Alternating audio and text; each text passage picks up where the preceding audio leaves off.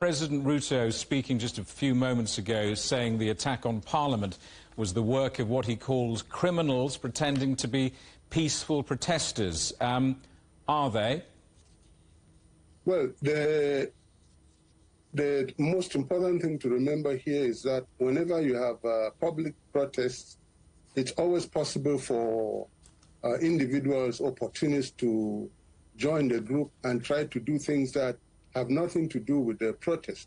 But I think that you can avoid that if the government, instead of reacting violently, comes in and tries to help the protesters carry out their job in a peaceful manner and bring forth their grievances to the public authorities. I think that if Kenyan authorities had not reacted violently the way they did, I believe that it would have been possible to minimize what the government is claiming to be criminals. It's very common for authorities to downplay protesters who are trying to bring their grievances to the government by claiming that these people are criminals.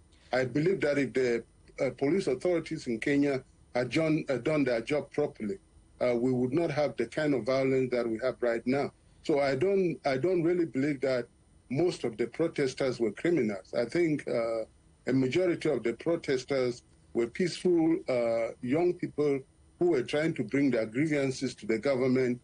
And it is possible that there were individuals in there who were opportunists and who invaded the protest. But I believe the president's idea that the protesters were criminals is not accurate. John, let me ask you about where we go from here, because this finance bill was passed by the Kenyan Parliament.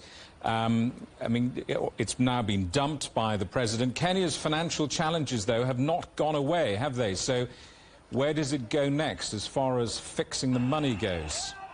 I think that what the government needs to do now is to make sure that the country remains peaceful, because these protests are impacting negatively on two very important parts of the Kenyan economy.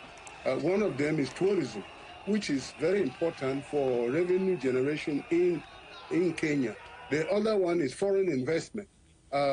In order for the country to move forward and be able to generate the revenues that they need in order to solve these debt problems, they need peace and security, which is very important for economic growth and development. Many of the taxes that were being imposed by the government were going to significantly burden ordinary people in Kenya, especially young people who are engaged in the gig economy, also an important part of the Kenyan economy. So I think that what the government needs to do now is to try to bring peace and security to the country so that it can continue to bring in tourism and foreign investment. But perhaps most importantly is that the government needs to correct itself from the mistake that it made. John? If you're going to impose taxes on people, it is always advisable for you to go directly to those people and talk to them and try to convince them of the necessity of the taxes, explain to them what exactly it is you are trying to do.